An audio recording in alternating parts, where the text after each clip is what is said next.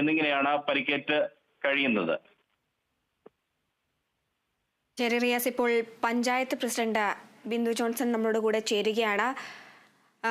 ഇപ്പോൾ അപകടം വളരെ വലിയ രീതിയിലേക്ക് പോവുകയാണ്. ഇപ്പോൾ 2 മരണം സ്ഥിരീകരിച്ചിട്ടുണ്ട്. അവിടുത്തെ ഈ പ്രദേശവാസികളൊക്കെ ഞങ്ങളോട് കൂടെ സംസാരിച്ചപ്പോൾ അവർ പറയുകയുണ്ടായത് അവിടുത്തെ റോഡിൽ അറ്റകുറ്റപ്പണികളൊന്നും നടക്കാറില്ല. ഈ പാലം നിർമ്മിച്ചിട്ടിപ്പോൾ ഒരുപാട് വർഷമായി, നല്ല പഴക്കമുണ്ട്. അത്തരത്തിലൊരു അപകടം കൂടി ഉണ്ടായത് വളരെ വലിയൊരു കാര്യമാണെന്നാണ് പ്രദേശവാസികൾ പ്രതികരിക്കുന്നത്.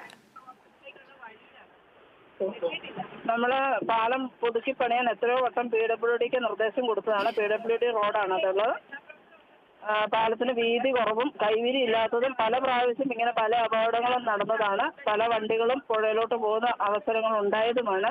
അന്നൊക്കെ നിർദ്ദേശം കൊടുത്തതാണ്. ഏതായാലും ഇപ്പോൾ ഊരാളുങ്കൽ ലേബർ സൊസൈറ്റി ടെൻഡർ എടുത്തുകൊണ്ട് ഈ റോഡിന്റെ പണി നടന്നുകൊണ്ടിരിക്കുകയാണ്. അതോടൊപ്പം ഈ പാലം പൊളിച്ചു പണിയുന്ന ടെൻഡറുമായതാണ്. പക്ഷെ നിർഭാഗ്യവശാൽ ഇപ്പോൾ പണി തുടങ്ങിയിട്ടില്ലായിരുന്നു അതിൻ്റെത്. ബാക്കി റോഡിന്റെ പണികൾ നടന്നുകൊണ്ടിരിക്കുന്നു. 5 പാലങ്ങളുണ്ട് ഈ റോഡിൽ. ആ 5 പാലങ്ങളും പൊളിച്ച് പണിയേണ്ടത് തന്നെയാണ്. അത് പണിയാൻ തുടങ്ങുന്നതേ ഉണ്ടായിരുന്നുള്ളൂ. മുത്തപ്പമ്പുഴയിൽ നിന്നും 50 പേരടങ്ങിയ ബസ്സാണ് തിരുവമ്പാടിക്ക് പുറപ്പെട്ടത്. അതാണ് നമുക്ക് ഈ കാളിയാമ്പുഴ പാലത്തിൽ നിന്ന് താഴോട്ട് പോയത്. അത് ബ്രേക്ക് പിടിച്ചപ്പോൾ കിട്ടിയില്ല എന്നുള്ളതാണ് ഇപ്പോൾ അറിയുന്ന വിവരങ്ങൾ. 2 മരണം സ്ഥിരീകരിച്ചിട്ടുണ്ട്. ഞങ്ങളിപ്പോൾ അവിടെ അപകട സ്ഥലത്ത് നിന്ന് ഹോസ്പിറ്റലിലോട്ട് പോയിക്കൊണ്ടിരിക്കുകയാണ്.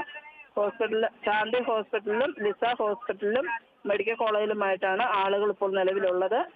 2 മരണമാണ് ഇപ്പോൾ സ്ഥിരീകരിച്ചിരിക്കുന്നത്. ബാക്കിയുള്ള ആളുകളുടെ സ്ഥിതി പലരുടെയും ഗുരുതരമാണ്. അത് ചെന്ന് നോക്കിയാൽ മാത്രമേ അതിന്റെ കൃത്യമായ വിവരങ്ങൾ ലഭിക്കുകയുള്ളൂ. ഞങ്ങൾ ആ ഹോസ്പിറ്റലിൽ ചെന്നതിന് ശേഷം പ്രതികരിക്കാം.